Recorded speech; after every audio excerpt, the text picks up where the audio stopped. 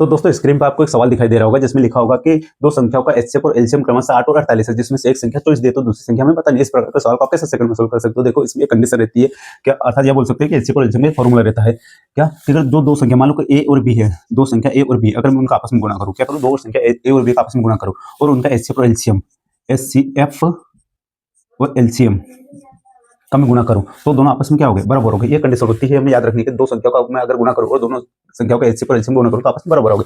अब इसमें देखो एचसीएफ दिया उन्होंने, एचसीएफ कितना दिया है, एचसीएफ 8 दिया है और एलसीएम उन्होंने 48 दिया है, ठीक है, तो जिसमें से एक संख्या उन्होंने चॉइस भी दी है।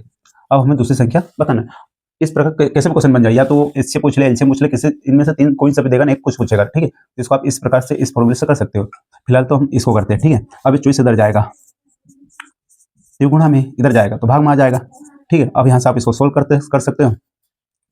आरतिया चॉइस और इसको काट दो, 3 एकम 3, देखो 3 एकम 3 बचे 1, 3 छंग 18, तो बी बराबर 16।